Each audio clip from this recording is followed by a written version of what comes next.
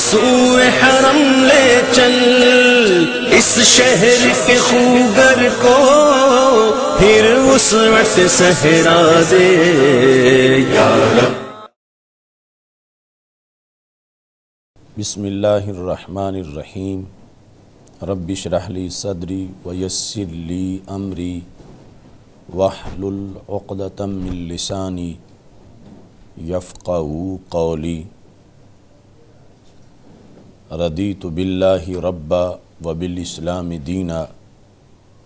وبمحمد صلی اللہ علیہ وسلم نبیا ورسولا۔ اللہ اکبر اللہ اکبر اللہ اکبر، لبیک لبیک لبیک یا رسول اللہ صلی اللہ علیہ وسلم۔ الحمد للہ رب العالمین والصلاة والسلام علی رسولہ الکریم وعلی آلہ واصحابہ اجمعین۔ اما بعد فاعوذ باللہ من الشیطان الرجیم۔ بسم اللہ الرحمن الرحیم۔ انزل من السماء ماء فسالت اودیۃ بقدرها، صدق اللہ العظیم وصدق رسولہ النبی الکریم الامین۔ ان اللہ وملائکتہ یصلون علی النبی یا ایہا الذین آمنوا صلوا علیہ وسلموا تسلیما۔ الصلاۃ والسلام علیک یا سیدی یا رسول اللہ وعلی آلک واصحابک یا حبیب اللہ۔ مولا صلی وسلم دائما ابدا علی حبیبک خیر الخلق کلہم، منزہ عن شریک فی محاسنہ فجوہر الحسن فیہ غیر منقاسم۔ محمد تاج رسل اللہ قاطبۃ، محمد صادق الاقوال والکلم، محمد ذکرہ روح لانفسنا، محمد شکرہ فرد علی الامم۔ رب صلی وسلم دائما ابدا علی حبیبک خیر الخلق کلہم۔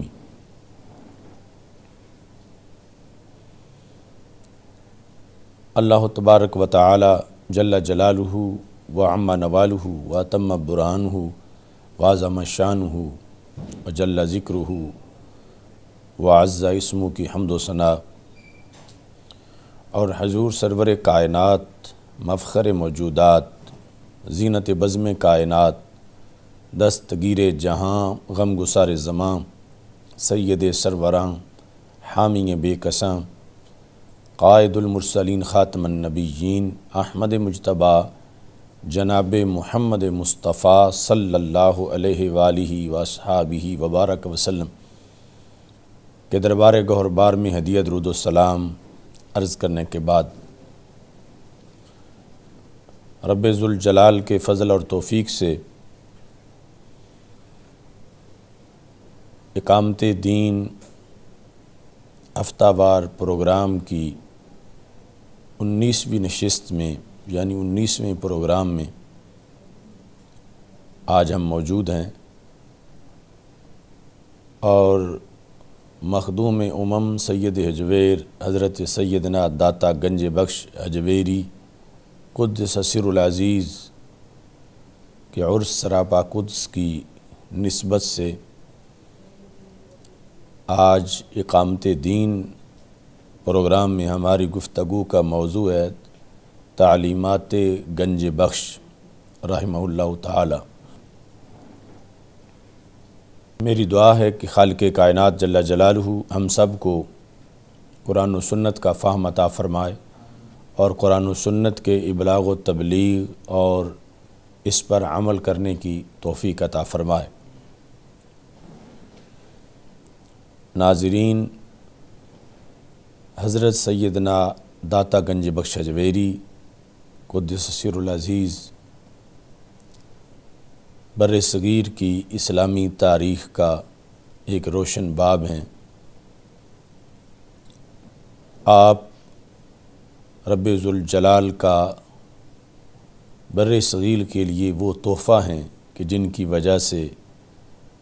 بر صغیر کو اسلام کی روشنی میسر آئی، اور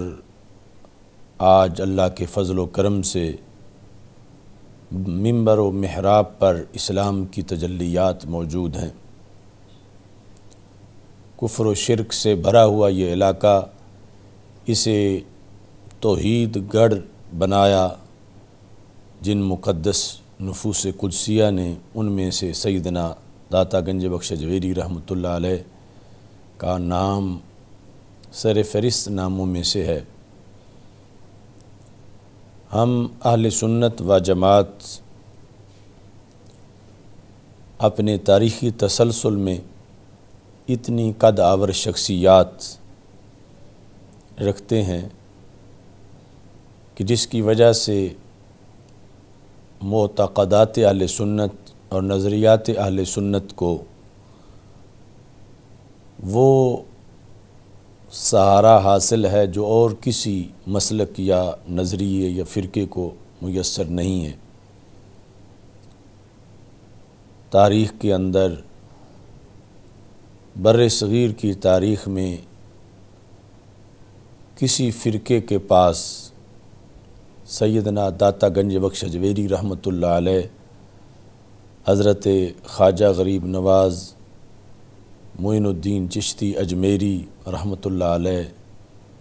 حضرت بابا فرید رحمۃ اللہ علیہ، حضرت مجدد الفیسانی رحمۃ اللہ علیہ، حضرت امام احمد رضا بریلوی رحمۃ اللہ علیہ، حضرت شیخ عبدالحق محدث دہلوی رحمہ اللہ تعالی، حضرت امام فضل خیر آبادی رحمہ اللہ تعالی، ایسی قدآور شخصیات اور کسی کے پاس موجود نہیں ہیں جن کا ہر میدان میں بہت بڑا کردار ہے، اور بر صغیر کی اندھیری رات کو ایوان سحر بنانے میں ان لوگوں، ان اولیاء کرام اور ائمہ کی جو خدمات ہیں ان کو بیان کیے بغیر اور ان کے کردار کو خراج تحسین پیش کیے بغیر بر صغیر کی اسلامی تاریخ کبھی بھی مکمل نہیں ہو سکتی۔ سیدنا داتا گنج بخش جویری رحمۃ اللہ علیہ، جن کو ولایت کے لحاظ سے اور رشد و ہدایت کا مینارہ نور ہونے کے لحاظ سے ایک بہت بڑا مقام حاصل ہے۔ ڈاکٹر محمد اقبال نے کہا، خاک پنجاب از دم او زندہ گشت، صبح ما از مہر او تابندہ گشت، کہ حضرت داتا گنج بخش جویری رحمۃ اللہ علیہ کے دم قدم سے پنجاب کی مٹی زندہ ہو گئی، اور ہماری صبح کے اندر جو روشنی ہے وہ داتا گنج بخش جویری کے آفتاب کی روشنی ہے۔ یقیناً شاعر مشرق نے یہ جو خراج تحسین حضرت سیدنا داتا گنج بخش جویری رحمۃ اللہ علیہ کو پیش کیا، یہ مبنی بر صداقت اور حقیقت کے واقع ہے و عین مطابق ہے کہ صرف بر صغیر میں ہی نہیں بلکہ اس سے آگے پورے عالم اسلام میں حضرت داتا گنج بخش جویری رحمۃ اللہ علیہ کا فیض ہے، اور اس امت کے اولیاء کرام جن کو فیض رسانی کے لحاظ سے شہرہ ملا، ان میں حضرت داتا گنج بخش جویری رحمۃ اللہ علیہ بھی ایک منفرد مقام کے حامل ہیں، چونکہ تصوف کی تعلیمات کے مطابق سیر اللہ کے بعد سیر فی اللہ، اور سیر فی اللہ کے بعد جو سیر من اللہ کا منصب ہے، وہ جس ولی کا اس منصب کے لحاظ سے درجہ بلند ہوتا ہے تو اس کا فیض بھی زیادہ ہوتا ہے۔ یعنی کچھ اولیاء کرام ایسے ہیں کہ ان کا وہ زندگی کا مرحلہ جو سیر اللہ کا ہوتا ہے، جو سلوک اور طریقت کے مجاہدے اور ریاضتیں اس میں ہوتی ہیں، جب وہ سیر اللہ میں پہنچتے ہیں تو پھر اللہ کے حسن و جمال اور معرفت میں مستغرق ہو جاتے ہیں اور پھر مخلوق کی طرف توجہ ہی نہیں کرتے۔ اور کچھ ایسے ہیں کہ جب سیر اللہ کا مرحلہ ملتا ہے تو اس کے بعد وہ سیر من اللہ کرتے ہیں، یعنی اللہ سے بندوں کی طرف ان کی توجہ جب مبذول ہوتی ہے تو ان کا کردار معاشرے میں ایسا ہوتا ہے کہ رب ذوالجلال سے فیوز و برکات حاصل کرتے ہیں اور معاشرے میں ان فیوز و برکات کو تقسیم کرتے ہیں، اور یہ سب کچھ رسول اللہ صلی اللہ علیہ وسلم کی نبوت کے وسیلہ جلیلہ سے ہوتا ہے۔ تو ظاہر ہے کہ جن لوگوں کو، جن اولیاء کرام کا سیر من اللہ کا جو وصف ہے وہ مضبوط ہوتا ہے تو ان کا فیض دنیا میں زیادہ ہوتا ہے اور پھر ان کا چرچا بھی دنیا میں زیادہ ہوتا ہے۔ تو حضرت داتا گنج بخش اجویری رحمۃ اللہ علیہ سیر اللہ اور سیر فی اللہ کے بعد جو سیر من اللہ کا منصب ہے اس کے لحاظ سے آپ ایک خصوصی شان ولایت کے مالک ہیں۔ عجم میں نہیں صرف عرب میں بھی آپ کی عظمتوں کا شعرہ ہے، اور پوری دنیا سے زائرین صدیوں کے گزر جانے کے باوجود آج بھی جس عقیدت اور احترام کے ساتھ آپ کی دہلیز پر حاضری دیتے ہیں، اس سے پتہ چلتا ہے کہ ان کی کتنی مقبولیت ہے، اور یہ اولیاء کرام کی محبت جو دلوں میں پائی جاتی ہے یہ ایک تحفہ ہے جو عرش سے اترتا ہے، اور وہ مقدس اور روشن سینے ہیں کہ جن کے اندر یہ محبت حقیقی طور پر جلوہ گر ہوتی ہے۔ حضرت داتا گنج بخش اجویری رحمۃ اللہ علیہ کہ مرکز پر نور پر صبح و شام دن رات ہر وقت جو ایک ہجوم ہے زائرین کا، یہ بلا وجہ نہیں، یقیناً اس میں اللہ جو اپنے ولیوں کا پیار لوگوں کے دلوں میں پیدا کرتا ہے کہ جو ولی اللہ کی طرف جھک جاتے ہیں تو اللہ بندوں کے دل ان کی طرف جھکا دیتا ہے۔ یہ اس کی تاثیر ہے کہ حضرت داتا گنج بخش اجویری رحمۃ اللہ علیہ آج رونقوں، برکتوں اور سعادتوں کا آج بھی ایک نشان قرار پائے ہیں اور ایک حوالہ قرار پائے ہیں۔ آپ نے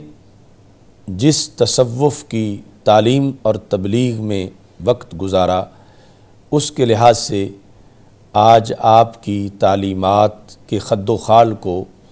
اجاگر کرنا اور نسل نو کے سامنے پیش کرنا ضروری ہے، چونکہ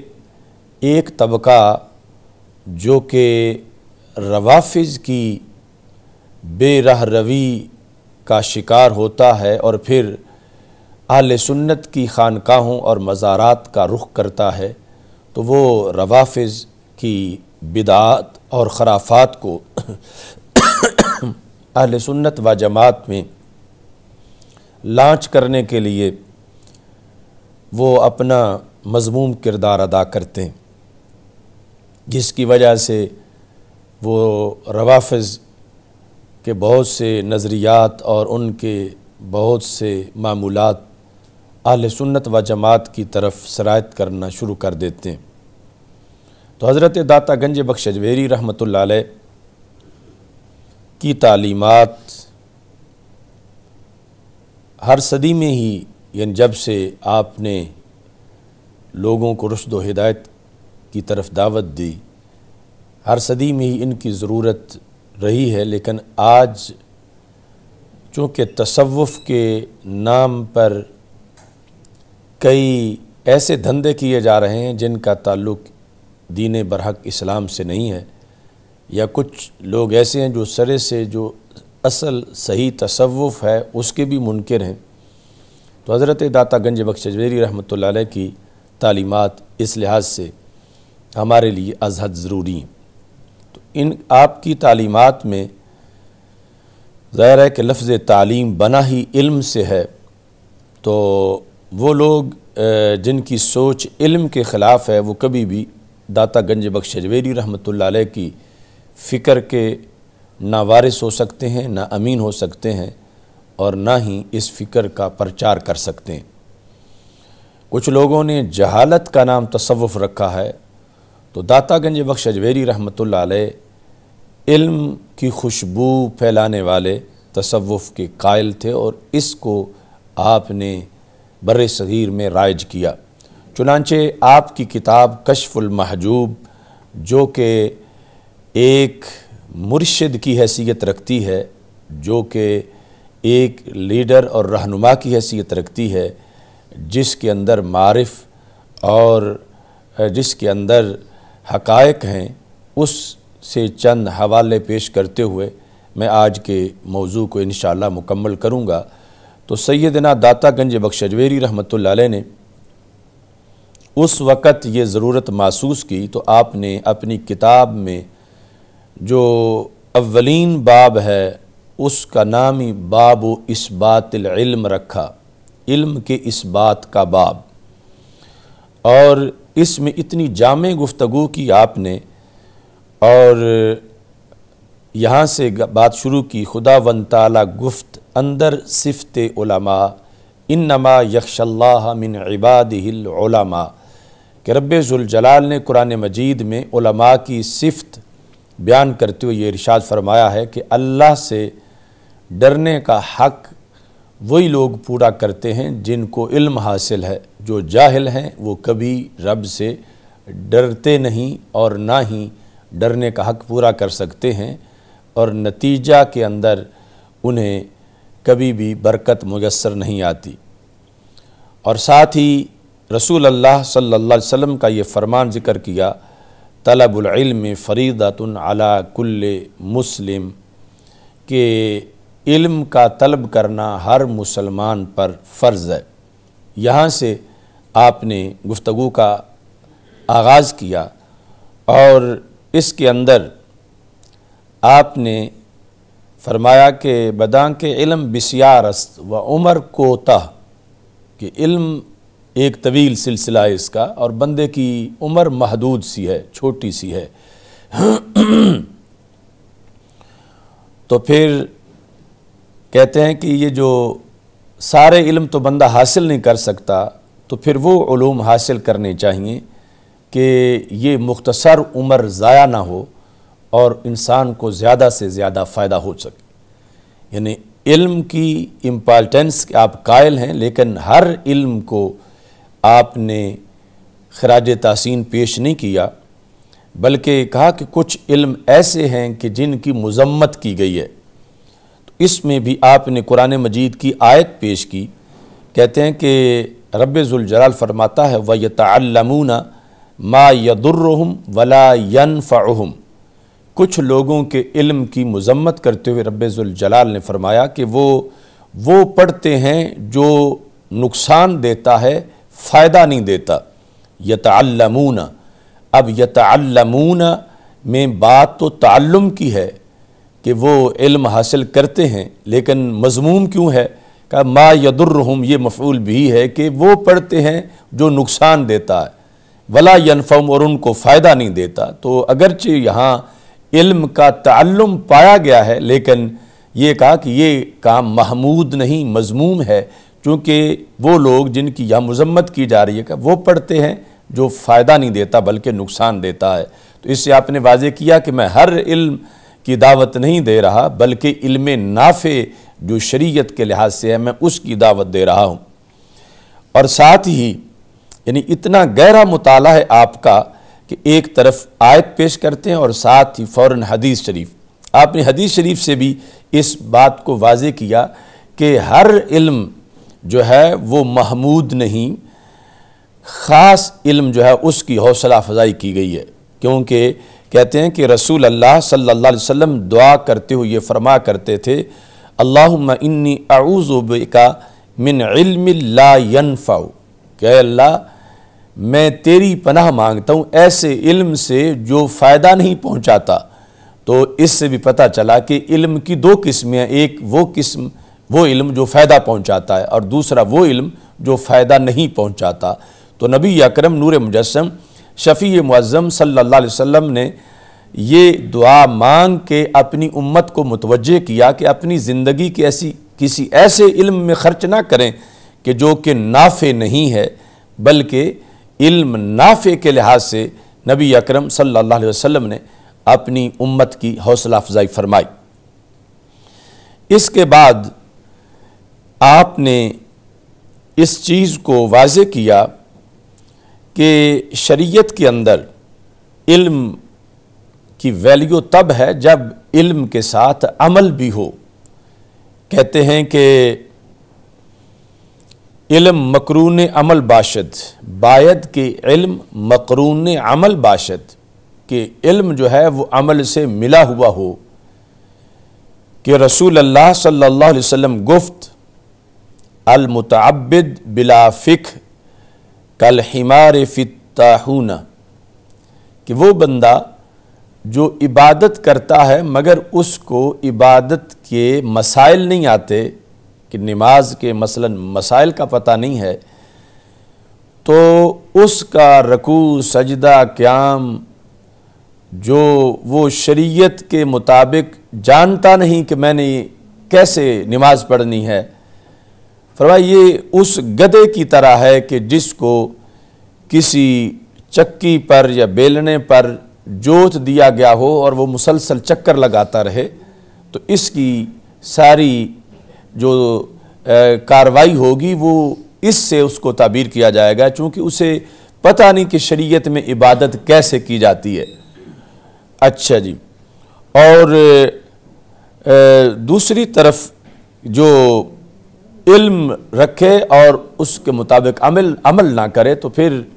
اس کے علم کا ہی شریعت میں انکار کر دیا گیا ہے، اسے جاہل قرار دیا گیا ہے۔ اس سلسلہ میں آپ نے فرمایا از عوام دیدم گروہ کے علم را بر عمل فضل نہادن، کہ میں نے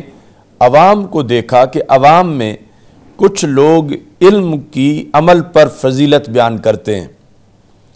و گروہ عمل را بر علم، اور کچھ لوگ ایسے ہیں جو عمل کی علم پر فضیلت بیان کرتے ہیں، یعنی کچھ عمل علم کو ترجیح دیتے ہیں عمل پر اور کچھ عمل کو ترجیح دیتے ہیں علم پر۔ داتا صاحب فیصلہ کرتے ہیں، کہتے ہیں این ہر دو باطل است، یہ دونوں طبقے ہی باطل ہیں، یعنی اگر علم کو ڈی گریڈ کریں تو یہ بھی صحیح نہیں، عمل کو ڈی گریڈ کریں تو یہ بھی صحیح نہیں، یہ دونوں این ہر دو باطل است، ازاں کے عمل بے علم خود عمل نباشد، کہ علم کے بغیر عمل بنتا ہی نہیں ہے، کہ عمل آنگا عمل گردد کے موصول علم بود، اس وقت عمل کو عمل کہا جائے گا جب وہ علم سے ملا ہوا ہوگا، چونکہ اگر علم کے بغیر عمل ہوگا تو اس کو شرعی عمل نہیں کہا جائے گا، اور اس پر پھر اس کو ثواب نہیں ملے گا۔ تو آپ نے کہا کہ دونوں یہ سوچیں کہ کوئی علم کو عمل پر ترجیح دے کر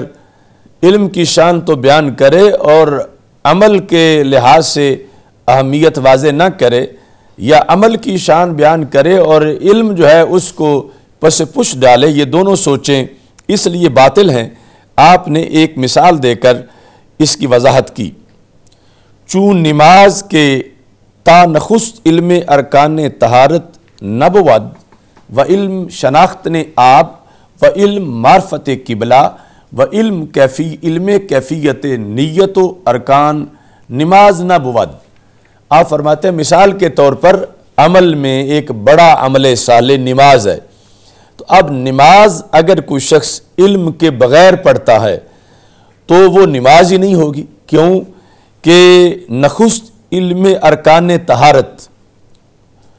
اس کو سب سے پہلے تو وضو کا طریقہ آنا چاہیے، غسل کا پتہ ہونا چاہیے، ارکان طہارت کا اسے پتہ ہونا چاہیے، اور یہ پتہ ہونا علم ہے، اور ساتھ ہی اس کو پتہ ہونا چاہیے کہ کس پانی سے وضو ہو سکتا ہے کس سے نہیں ہو سکتا، اور اسے پتہ ہونا چاہیے کہ نماز پڑھتے وقت منہ قبلے کی طرف کرنا ہے اور قبلہ کس طرف ہے، اسے علم ہونا چاہیے کہ نیت کی کیفیت کیا ہے، اسے پتہ ہونا چاہیے کہ ارکان نماز کتنے ہیں اور ادائیگی ان کی کیسی ہے۔ تو اتنی چیزوں کا اور اس سے علاوہ بھی بہت سی چیزیں ہیں، یہ علم ہوگا تو پھر اس کا عمل بنے گا، ورنہ یعنی اس کا عمل جو ہے وہ جن حرکات و سکنات کو نماز کہے گا وہ شریعت میں نماز نہیں ہوگی اور وہ عمل نہیں پایا جائے گا۔ تو اس بنیاد پر داتا صاحب رحمۃ اللہ علیہ نے کہا کہ عمل علم کے بغیر ہو ہی نہیں سکتا، یعنی وہ بالکل ایسے ہی ہوگا جس طرح آپ نے حمار کی مثال دے کر اسے واضح فرمایا۔ اور دوسری طرف آپ فرماتے ہیں عمل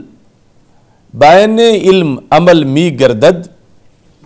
چگونا جاہلا را ازیں جدا کند، یہ پہلی نوعیت آپ نے بیان کی۔ وآنا کے علم را بر عمل فضل نہادن، کہ وہ لوگ جو علم کو عمل پر فضیلت دیتے ہیں، ہم محال است، کہتے ہیں یہ بات بھی محال ہے، یعنی غلط ہے کہ علم بے عمل علم نہ باشد، کہ جو علم عمل کے بغیر ہو وہ علم نہیں ہے، یعنی جس طرح وہاں پر عمل جو علم کے بغیر تھا عمل نہیں، تو علم جو عمل کے بغیر ہو وہ علم نہیں۔ تو داتا صاحب رحمۃ اللہ علیہ نے یعنی علماء کو بھی بطور خاص اس طرف متوجہ کیا کہ اپنے پڑھے ہوئے پہ عمل کرو گے تو پھر علماء کہلاؤ گے۔ اس میں آپ نے پھر آیت پیش کر کے اس کو واضح کیا، کہتے ہیں کہ اللہ تعالیٰ کا فرمان ہے نَبَذَ فَرِيقٌ مِّنَ الَّذِينَ أُوتُوا الْكِتَابَ کتاب اللہ وراء ظہورہم کأنہم لا یعلمون، کہ پھینک دیا ایک جماعت نے ان لوگوں میں سے جنہیں کتاب دی گئی تھی، یعنی جنہیں کتاب دی گئی تھی جن لوگوں کو، ان لوگوں میں سے تھے تو وہ وارث اور حامل کتاب کے، لیکن انہوں نے کیا کیا، نابازا کا مفعول بھی ہے کتاب اللہ وراء ظہورہم، انہوں نے معاذ اللہ اللہ کی کتاب اٹھا کے اپنی پشت کے پیچھے پھینک دی۔ ان پشت کے پیچھے پھینکنے کا مطلب یہ ہے کہ اس پہ عمل نہیں کیا، حالانکہ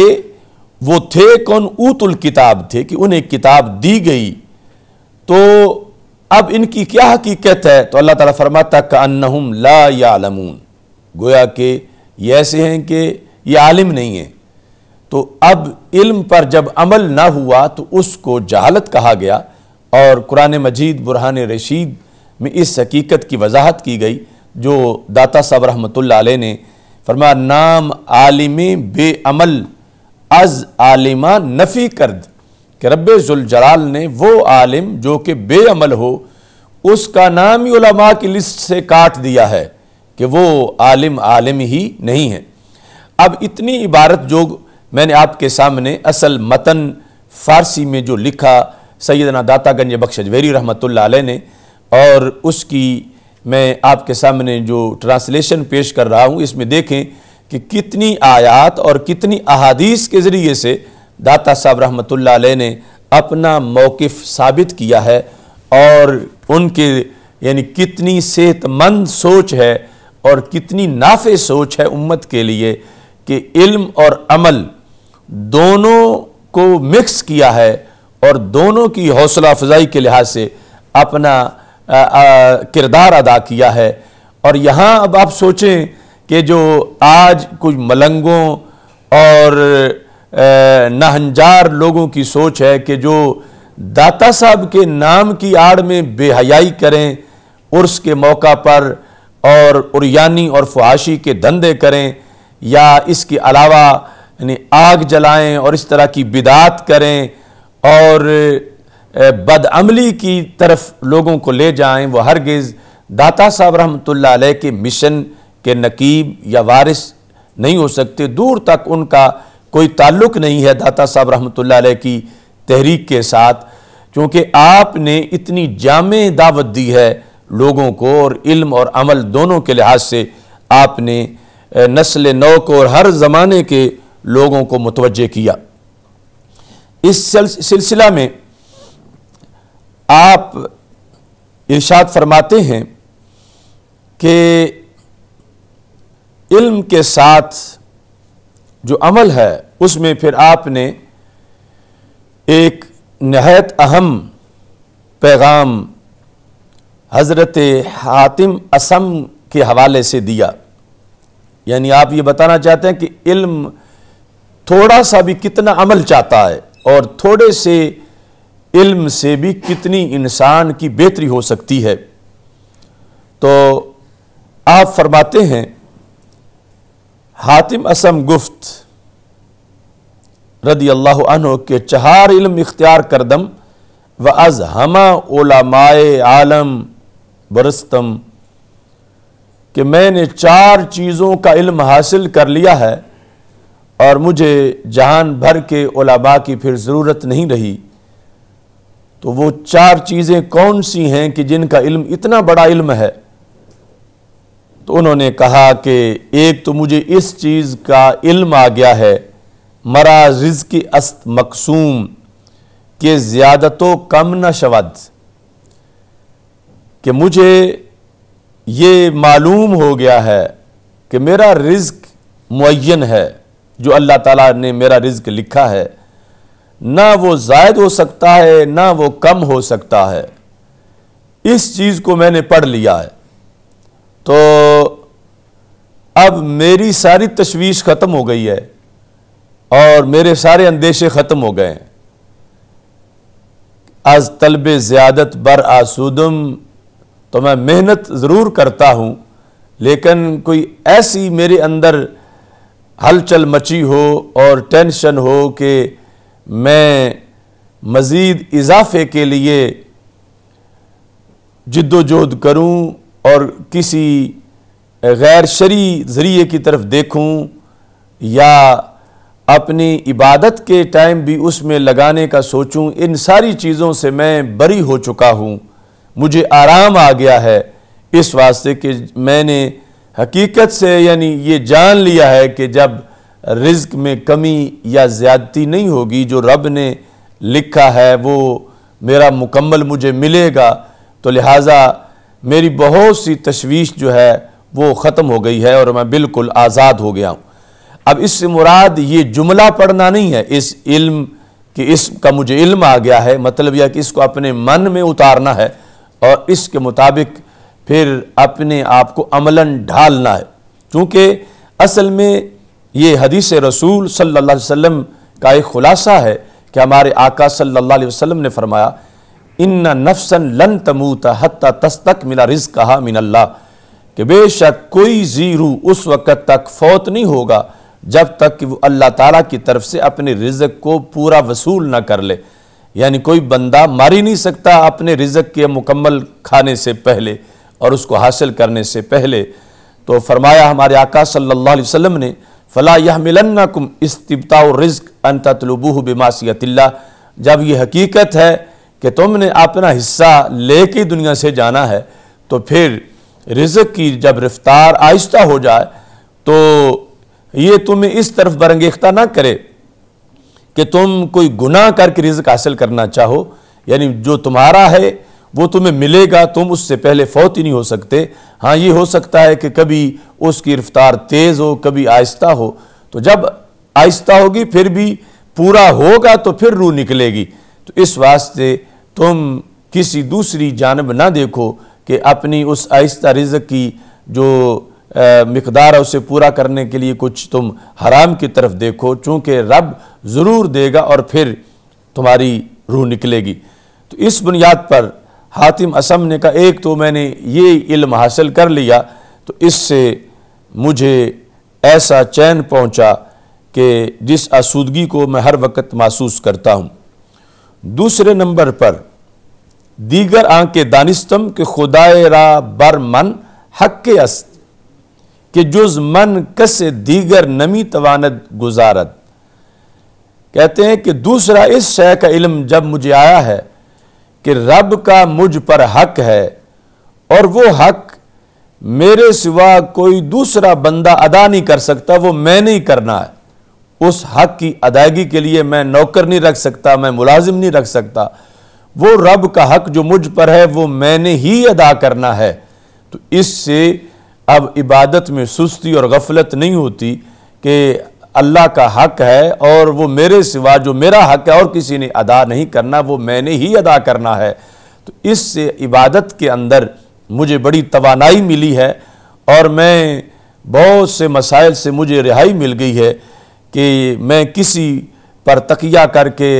اور کسی پر بھروسہ کر کے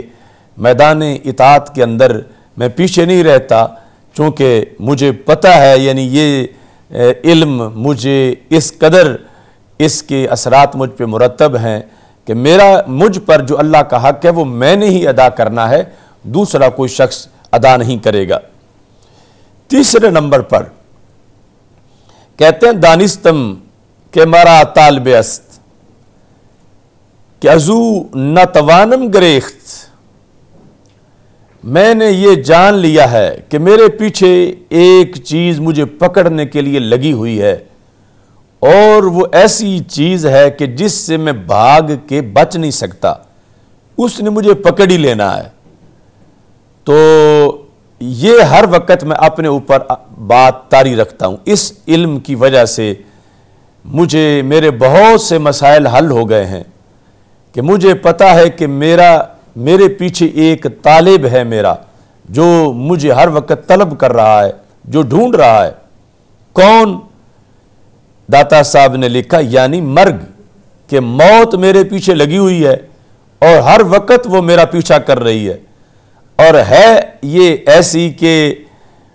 نتوانم گریخت، کہ اس سے میں بھاگ نہیں سکتا کہ کہیں میں جا کے چھپ جاؤں اور موت مجھے نہ پکڑ سکی، اس نے ضرور مجھے پکڑ لینا ہے اور میرے پیچھے لگی ہوئی ہے۔ تو یہ علم جب مجھے آ گیا ہے تو پھر اس سے بھی مجھے باقی مسئلوں سے رہائی مل گئی ہے، یعنی فکر آخرت کی بنیاد پر اور قبر کی تیاری اور موت کو یاد کرنا، اور ہر وقت یہ کھٹکا کہ شاید آج کا دن آخری ہے یا آج کی رات آخری ہے یا یہ گھنٹہ یہ لمحہ آخری ہے۔ تو اس بنیاد پر یہ علم میرے اندر جو پکا ہو گیا ہے تو اس کی بنیاد پر بھی میں نے بہت سے مسائل سے، دشواریوں سے رہائی حاصل کر لی ہے اور میرے لیے بڑی آسانی پیدا ہو گئی ہے۔ چوتھے نمبر پر آنکھ دانستم کے مرا خداوند است مطلع برمن، یہ میں نے پڑھ لیا ہے کہ میرا ایک اللہ ہے جو ہر وقت مجھ پر مطلع ہے، ہر وقت وہ مجھے جانتا ہے کہ میں کہاں ہوں، میں کیا کر رہا ہوں۔ یہ میں نے جان لیا ہے، یہ میں نے پڑھ لیا ہے۔ تو اس بنیاد پر یعنی رب ذوالجلال کے لحاظ سے حضوری کہ خالق کائنات جل جلالہ مجھے دیکھ رہا ہے، میں جب یہ اپنے اوپر اس بات کو طاری رکھتا ہوں تو پھر مجھ سے سستی نہیں ہوتی اور میں کہیں اور متوجہ نہیں ہوتا، میں اللہ تعالیٰ کے احکام کی بجا آوری میں ہر وقت لگا رہتا ہوں، اور جب بھی کوئی گناہ کا وسوسہ آنے لگتا ہے اور شیطان حملہ کرنے لگتا ہے تو میں کہتا ہوں کہ مجھے تو علم ہے، مرا خداوند است مطلع برمن از و شرم داشتن، تو مجھے شرم آتی ہے کہ رب مجھے دیکھ رہا ہو اور میں کوئی ایسا کام کروں تو شرم کی بنیاد پر واز نا کردنی دست باز داشتم، تو پھر جو ہے وہ رب ذوالجلال کا جو میری طرف دیکھنا ہے اس کی وجہ سے دو طرح کے کام، یعنی ایک جو اس وقت رب کا فرمان ہے کہ میں کروں اس کی طرف متوجہ ہوتا ہوں، اور دوسرا جو رب ذوالجلال نے روکا ہوا ہے کہ یہ نہیں کرنا، وہ کام نہیں کرنا، جتنے بھی گناہوں کے کام ہیں ان کے کرنے کا جب خیال آتا ہے تو اللہ تعالیٰ کی حیا مجھے روک لیتی ہے۔ تو داتا صاحب رحمۃ اللہ علیہ نے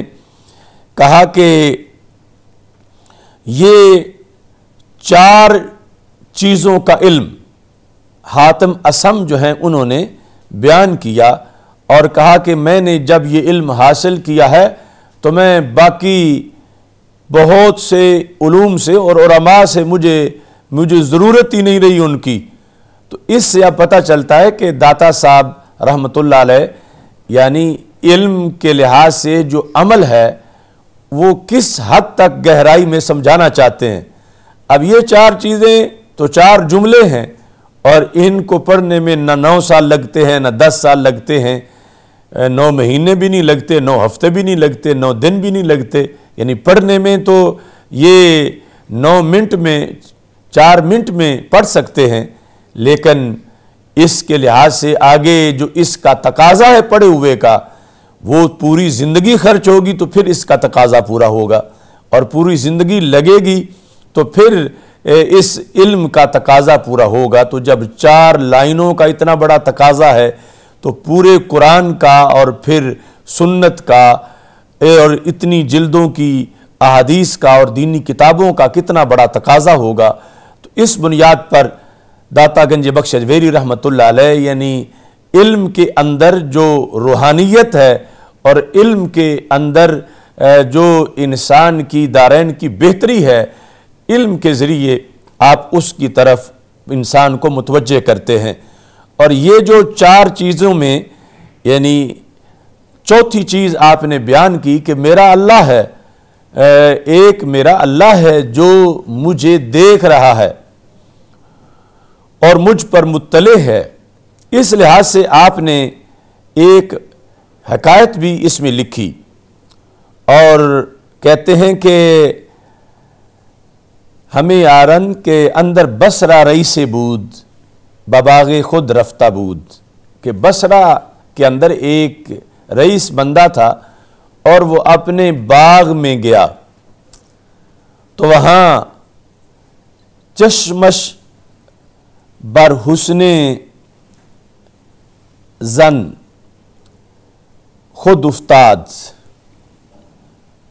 چشمش بر حسن زن کہتے ہیں کہ باغ میں گیا اور وہاں باغ کے اندر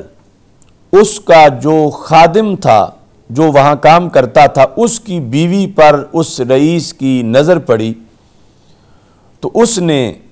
مرد لا بشغل فرستاد، اس اپنے ملازم کو کسی کام پر بھیج دیا، وزن را گفت درہا در بند، اس کی نیت خراب ہوئی اس عورت کے لحاظ سے، تو اس کے خامند کو جو اس کا ملازم تھا اس نے بھیج دیا اور عورت کو کہا کہ آپ دروازے بند کر دیں۔ اس نے کہا کہ ہما درہا بستم، کہ میں نے سارے دروازے بند کر دیے ہیں، مگر یک درہ کے نمی توانم بست، ایک دروازہ بند ہی نہیں ہوتا، باقی سارے دروازے تو میں نے بند کر دیے ہیں۔ گفت آنکھ کدام درست، تو اس رئیس نے کہا کہ وہ کون سا دروازہ ہے جو بند ہی نہیں ہوتا، تو تم سارے دروازے بند کرو۔ تو اس نے کہا کہ وہ دروازہ جو بند نہیں ہوتا وہ یہ ہے، گفت آن درے کے میانے ما و خداست، کہ جو دروازہ ہمارے اور ہمارے اللہ کے درمیان ہے، جس دروازے سے اللہ دیکھ رہا ہے وہ دروازہ بند نہیں ہوتا۔ تو تم نے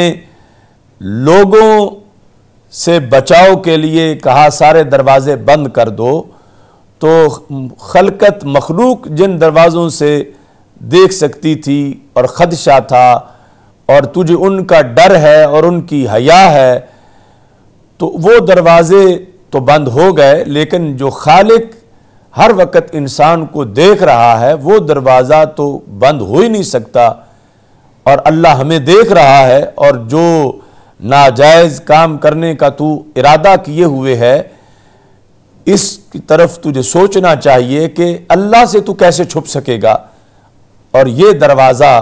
کیسے تو بند کر سکے گا۔ تو داتا صاحب کہتے ہیں کہ اس خاتون کے اس جملے سے مرد پشیمان شد و استغفار کرد، کہ وہ شرمندہ ہوا اور اس نے اس ارادہ کو ترک کر دیا اور اس نے اللہ تعالیٰ سے معافی مانگی۔ اب یہ جملہ جو ایک خاتون کی طرف سے اس رئیس کو جو ایک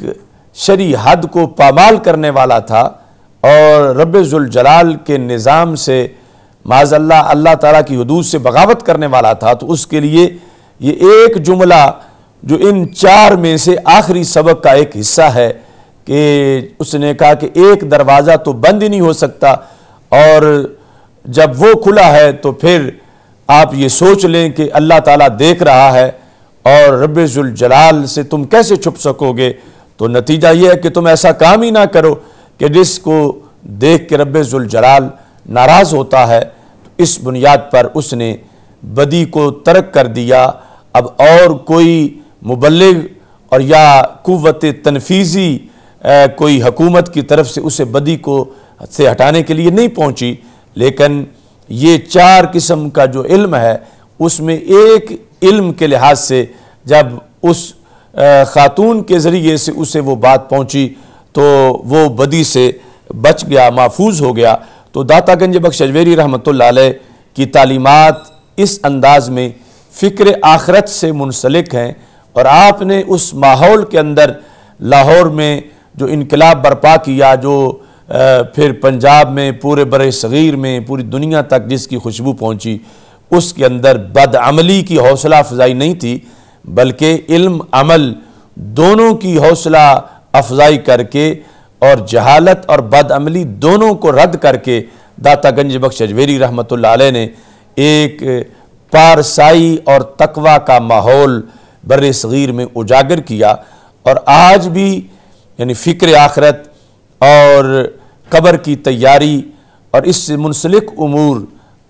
بیان کر کے، خود سوچ کے اور گناہوں سے دور ہونا اور لوگوں کو دور کرنا، یہ داتا گنج بخش اجویری رحمۃ اللہ علیہ کی تعلیمات کا ایک مکمل حصہ ہے۔ آپ نے اپنی تعلیمات میں عقائد و نظریات کو بھی خصوصی طور پر پیش نظر رکھا، وہ روافض ہوں یا خوارج ہوں، ان دونوں کے مقابلے میں سیدنا داتا گنج بخش اجویری رحمۃ اللہ علیہ نے اپنا بھرپور کردار ادا کیا۔ اس لحاظ سے آج اہل سنت و جماعت پاکستان میں اپنے تسلسل کو جب دیکھتے ہیں، اور اہل سنت و جماعت جب یہ گفتگو کرتے ہیں کہ ہم اس سرزمین کے وارث ہیں، تو ہماری دلیلوں میں سے ایک دلیل سیدنا داتا گنج بخش اجویری رحمۃ اللہ علیہ ہے کہ جب ان کا لایا ہوا اسلام معتبر ہے تو ان کا دیا ہوا مسلک بھی معتبر ہے، چونکہ جو اسلام لائے بر صغیر میں وہ جس مسلک کی روشنی میں اور اس کی شکل میں اسلام لائے تو یقیناً یہ پوری تاریخ اسی مسلک کی ہے۔ دوسرے بعد میں آنے والے مختلف ضابطے ہیں، لیکن جو تسلسل سے مدینہ منورہ کی فکر سے منسلک ہے وہ مسلک اہل سنت و جماعت ہے۔ اس بنیاد پر اپنی کشف المحجوب میں سیدنا داتا گنج بخش اجویری رحمۃ اللہ علیہ نے اہل سنت و جماعت کے معتقدات ان لفظوں سے بیان کیے، اہل سنت و جماعت کا تعارف کروایا۔ آج اگر روافض جو اپنے آپ کو شیعہ کہتے ہیں، وہ جھنڈے کالے لگا کر یا آگ جلا کر یا کڑے پہن کر یا بھنگیں گھونٹ کر وہ داتا صاحب کے وارث بننا چاہیں اور دوسرے لفظوں میں داتا صاحب کی فکر پر قبضہ کرنا چاہیں، تو یہ بہت بڑی دھاندلی ہے، اور یہ اہل سنت کی پھر نالائکی قرار پائے گی کہ وہ داتا گنج بخش کہ جنہوں نے ساری تعلیمات ہی اہل سنت و جماعت کے آئیڈنٹیٹی اور تشخص اور شناخت سے پیش کی اور ساری زندگی اس کے مطابق گزاری، آج ان پر معاذ اللہ ان کے ذمے ایسی چیزیں ڈالی جائیں یا تھوپ دی جائیں ایسی چیزیں ان پر، تو یہ بہت بڑا ظلم ہے۔ آج یعنی روافض گامے شاہ سے نکلیں اور داتا صاحب پہ جا کے وہ رافضیوں والے پنجے اور اس طرح کے کام کرنا شروع کر دیں، تو یہ داتا صاحب کی اذیت کا باعث ہے، چونکہ حضرت داتا گنج بخش اجویری رحمۃ اللہ علیہ نے جس وقت کشف المحجوب شریف کے اندر آپ نے باب اثبات علم کے بعد جب اگلی بحث چھیڑی تو اس کے اندر آپ نے اثبات فقر کا جب باب ذکر کیا تو ساتھ ہی پھر جو اس کے فقر کے آئمہ ہیں ان کا تذکرہ سیدنا داتا گنج بخش اجویری رحمۃ اللہ علیہ نے کیا، اور اس میں اس تصوف کے جو صحابہ میں امام تھے ان کا ذکر کیا، اور تصوف کے جو اہل بیت اطہار رضی اللہ تعالی عنہم میں امام تھے ان کا تذکرہ کیا۔ باب فی ذکر ائمتہم من الصحابہ رضی اللہ تعالی عنہم، ایک تو یہ ہے کہ آپ نے مولا علی رضی اللہ تعالی عنہ کا تذکرہ ان صوفیاء کی لسٹ میں کیا جو صحابہ کے صوفیاء ہیں، یہ صحابہ میں سے جو امام ہیں فقر والوں کے، اور اس میں آپ نے اہل بیت اطہار علیہم الرضوان کے جو ائمہ ہیں تصوف کے، ان سے پہلے یہ باب ذکر کیا، یعنی کشف المحجوب فارسی کے اندر باب فی ذکر ائمۃ من الصحابہ رضی اللہ تعالیٰ عنہم، اس کو پہلے ذکر کیا۔ باب فی ذکر ائمۃ من اہل البیت رضی اللہ تعالیٰ عنہم، اس کو دوسرے نمبر پہ ذکر کیا۔ تو صحابہ میں سر فہرست جو اصحاب فقر میں سے جن کا نام آپ نے ذکر کیا وہ حضرت ابوبکر صدیق رضی اللہ تعالیٰ عنہ، یعنی پوری کشف المحجوب کے اندر ولایت معرفت کے لحاظ سے جب تذکرہ شروع کیا صوفیاء امت کا داتا صاحب نے، تو پہلے صوفی کا نام حضرت صدیق اکبر رضی اللہ تعالیٰ عنہ آپ نے ذکر کیا۔ اب آپ سے بڑھ کر تصوف کی کس کو شناخت ہو سکتی ہے، اور پھر کون صاحب تصوف اور کون صاحب فقر ہے؟ تو آپ نے سب سے پہلے حضرت سیدنا صدیق اکبر رضی اللہ تعالیٰ عنہ کا تذکرہ کیا اس باب میں جو آپ نے اہل بیت سے پہلے جس باب کا تذکرہ کیا، باب فی ذکر ائمۃ من الصحابہ رضی اللہ تعالیٰ عنہم۔ تو اس کا ذکر کرتے ہوئے پہلے نمبر پر فرماتے ہیں حضرت صدیق اکبر رضی اللہ تعالیٰ عنہ کے القاب میں، اور یہ القاب آج ان القاب سے اگر حضرت صدیق اکبر رضی اللہ تعالیٰ عنہ کا تذکرہ ہوتا ہے تو وہ اہل سنت تذکرہ کرتے ہیں، ترتیب بھی اور القاب بھی۔ فرماتے ہیں شیخ الاسلام وَاَز بَعْدَ انبیاء خیر الانام، یعنی حضرت صدیق اکبر رضی اللہ تعالی عنہ کا پہلا نمبر اس کے قائل ہیں داتا گنج بخش اجویری رحمۃ اللہ علیہ۔ از بعد انبیاء خیر الانام، یعنی صرف اس امت میں نہیں ساری امتوں میں نبیوں کے بعد جس ذات کا مرتبہ ہے وہ صدیق اکبر رضی اللہ تعالیٰ عنہ، اور وہ شیخ الاسلام ہیں۔ اب وہ کتنے بڑے ولی ہوں گے جن کو داتا صاحب شیخ الاسلام کہیں، یعنی آج وہ لوگ جو روافض سے متاثر ہیں اور حضرت صدیق اکبر رضی اللہ تعالیٰ عنہ کو کہتے ایڈمنسٹریٹر ہم مان لیتے ہیں، اچھے تھے، منتظم اچھے تھے، اس وجہ سے خلیفہ اول بن گئے، لیکن ولایت میں ان کا مقام نہیں تھا۔ تو انہیں داتا صاحب سے پوچھنا چاہیے کہ یہ لوگ زیادہ ماہر ہیں ولایت چیک کرنے کے یا داتا صاحب کو زیادہ پتا ہے؟ تو داتا صاحب جو ہیں انہوں نے یہ لکھا شیخ الاسلام، یعنی داتا صاحب نے حضرت صدیق اکبر رضی اللہ تعالیٰ عنہ کو شیخ الاسلام کا لقب دے کر یہ کہا وَاَز بَعْدَ انبیاء خیر الانام، کہ انبیاء علیہ السلام کے بعد خیر الانام خلیفہ پیغمبر و امام و سید اہل تجرید، اہل تجرید ہیں صوفی اور ولی، تو کہا امام و سید اہل تجرید، جو اہل تجرید ہیں ان کے یہ امام ہیں، یعنی اولیاء کے امام اور سید، و شہنشاہ ارباب تفرید، یہ ارباب تفرید اور اہل تجرید یہ وہ مقدس ہستیاں ہیں کہ جن کی زندگیاں مادہ پرستی کی علائج سے محفوظ رہیں اور ساری زندگی انہوں نے غیر کا خیال ہی اپنے ذہن میں نہیں آنے دیا۔ تو ان نفوس قدسیہ، ان زہاد عباد شخصیات کی امامت کس کے پاس ہے؟ داتا صاحب کہتے ہیں کہ سیدنا صدیق اکبر رضی اللہ تعالی عنہ ان کے امام ہیں۔ وَاَز آفات انسانی بعید، انسان کے اندر لالچ، خواہش، انانیت، حسد، بغض، تکبر، اس طرح کی جو چیزیں ہیں، داتا صاحب کہتے ہیں صدیق اکبر کا مزاج اس سے کوسوں دور تھا، یعنی جتنی بھی آفات انسانی ہیں جس پر آ کر روافض اعتراض کرتے ہیں، مسئلہ فدق ہو یا دیگر یا خلافت کا مسئلہ ہو، تو داتا صاحب رحمۃ اللہ علیہ کہتے ہیں از آفات انسانی بئی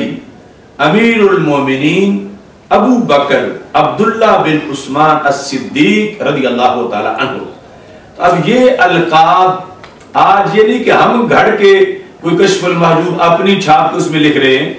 یہ تواتر سے جو کشف المحجوب ہے، اور میرے پاس یہ یعنی قدیمی نسخہ فارسی والا ہے کہ اس کے اندر یہ القاب لکھے ہوئے ہیں، اور داتا صاحب اس نظریے پر قائم تھے، اور آج کا جو تفضیلی ٹولہ ہے انہیں بھی یعنی جو بولتے ہیں تو اعلیٰ حضرت کے خلاف بھی بولنا شروع کر دیتے ہیں معاذ اللہ، اور مجدد صاحب، اور یہ تو بات آگے کی ہے کہ داتا صاحب بھی اسی فکر کے ہیں کہ سیدنا داتا گنج بخش اجویری رحمۃ اللہ علیہ وہ حضرت سیدنا صدیق اکبر رضی اللہ تعالی عنہ کی باقی ساری امت پر جو فضیلت ہے اس کے قائل ہیں،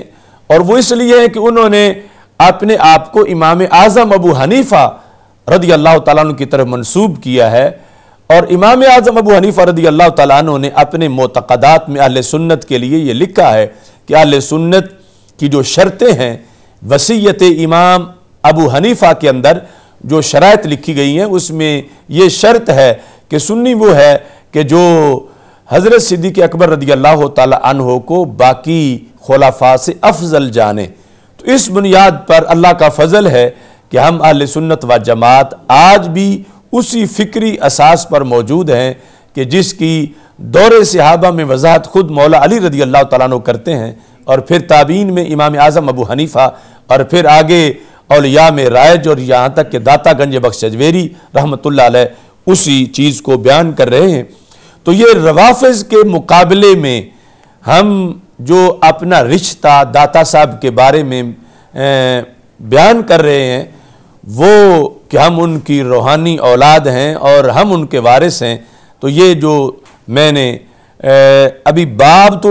جو داتا صاحب رحمۃ اللہ علیہ نے سیدنا صدیق اکبر رضی اللہ تعالیٰ عنہ کے بارے میں لکھا وہ آگے تفصیل سے ہے، صرف القاب سے میں یہ دعوت فکر دے رہا ہوں موجودہ زمانے کے لوگوں کو، مورخین کو، اور پھر وہ لوگ جو مسئلہ تفضیل کے اندر آ کے بھٹکے ہوئے ہیں ان کو، اور ساتھ یہ داتا صاحب ہماری پہچان ہے خوارج کے مقابلے میں بھی۔ یہ جو جملے تھے یہ روافض کے لحاظ سے میں نے پیش کیے، خوارج کے لحاظ سے میں صرف وہ جملے پیش کرنا چاہتا ہوں جو داتا صاحب رحمۃ اللہ علیہ نے حضرت مولا علی رضی اللہ تعالی عنہ کا جب تعارف کروایا چوتھے نمبر پر اسی باب کے اندر کہ صوفیاء کے، اولیاء کے، صحابہ میں امام کون کون تھے، تو پہلے امام کا نام سیدنا صدیق اکبر رضی اللہ تعالیٰ عنہ بتایا، دوسرے امام کا نام حضرت سیدنا فاروق اعظم رضی اللہ تعالیٰ عنہ بتایا، اور وہ وقت نہیں، وہ بھی بڑے دلچسپ القاب ہیں جو حضرت سیدنا فاروق اعظم رضی اللہ تعالیٰ عنہ کے بیان کیے،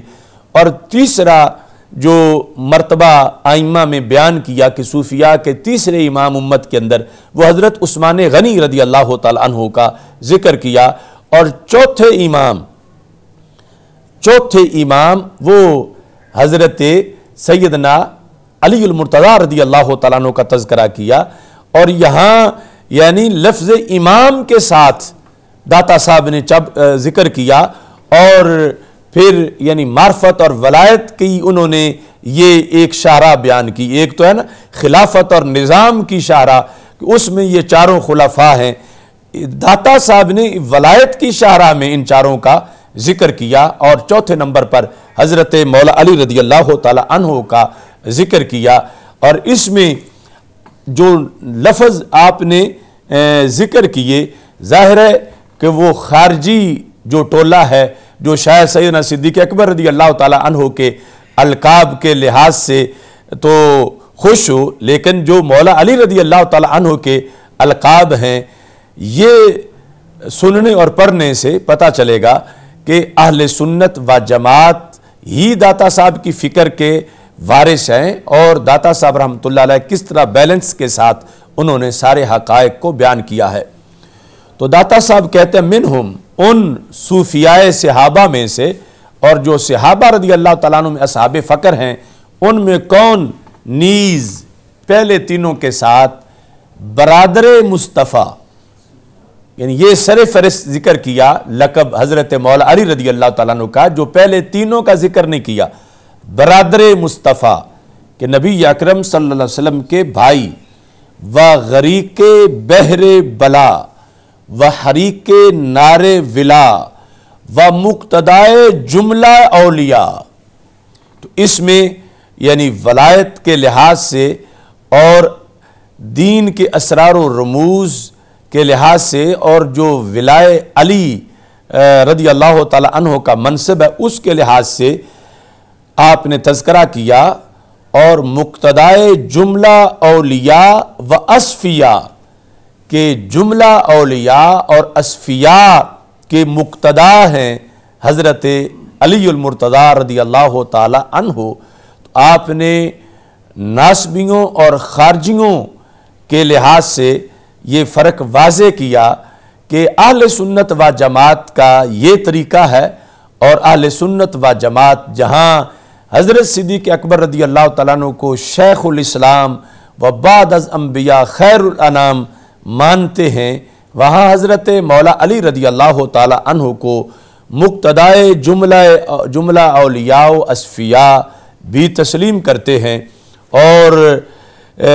نبی اکرم نور مجسم شفیع معظم صلی اللہ علیہ وسلم کے ساتھ جو آپ کا تعلق ہے خصوصی، اس کے لحاظ سے آپ کی شان کے قائل ہیں۔ کہتے ہیں ابو الحسن علی بن ابی طالب کرم اللہ وجہہ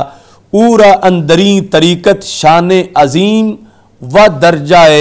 رفیع بود، کہ طریقت کے اندر آپ کی شان عظیم اور درجہ اونچا تھا۔ یہ تذکرہ کر کے حضرت داتا گنج بخش اجویری رحمۃ اللہ علیہ نے حضرت مولا علی رضی اللہ تعالی عنہ کا تذکرہ کیا۔ تو معتقدات کے لحاظ سے یہ بات بڑی اہم ہے کہ داتا صاحب رحمۃ اللہ علیہ نے ذکر آئمہ کے اندر جو ترتیب بیان کی اور جو القاب بیان کیے، باقی بعد والا کوئی نہ بھی پڑھے تو اس ترتیب اور القاب کی جو معنویت ہے اس کے لحاظ سے ہی اہل سنت و جماعت کا موقف بڑا واضح ہے۔ اور داتا صاحب رحمۃ اللہ علیہ اہل سنت و جماعت کے معتقدات پر پابند رہے، اس کی تبلیغ کی، اور سنی بن کے رہے، سنی بن کے اہل سنت کے یعنی قائد اور رہنما اور امام کی حیثیت سے آپ نے زندگی بسر کی، اور آگے لوگوں کو اسی طرف متوجہ کیا۔ اس سے بھی پتہ چلتا ہے کہ اہل سنت یہ کوئی فرقہ واریت کی بات نہیں، یعنی داتا صاحب کی عالمگیر دعوت جو تھی وہ اہل سنت ہی کے عنوان سے تھی، اور اہل سنت ہی کے عنوان میں انہوں نے سکھوں کا بھی مقابلہ کیا اور ہندوؤں کا بھی مقابلہ کیا، اور اسلام دشمن جو فرقے تھے ان کا بھی مقابلہ کیا۔ تو میری دعا ہے رب ذوالجلال داتا گنج بخش اجویری رحمۃ اللہ علیہ کے مرکز پرنور پر کروڑوں رحمتیں نازل فرمائے، اور ہمیں ان کا مشن آگے لے کر چلنے کی توفیق عطا فرمائے۔ آپ کو جو داتا گنج بخش اجویری کہا جاتا ہے تو لفظ داتا کے لحاظ سے انشاءاللہ یہ 27 کو جو ہم افکار رضا سیمینار منعقد کر رہے ہیں مرکز صراط مستقیم میں نماز مغرب کے فوراً بعد، یہ جو ہفتے کا دن آ رہا ہے 27 اکتوبر، اس میں انشاءاللہ لفظ داتا کے لحاظ سے بھی وضاحت ہوگی، لفظ خدا کے لحاظ سے بھی وضاحت ہوگی۔ اور جو علماء نجد نے ہمارے عقیدہ توحید سیمینار پر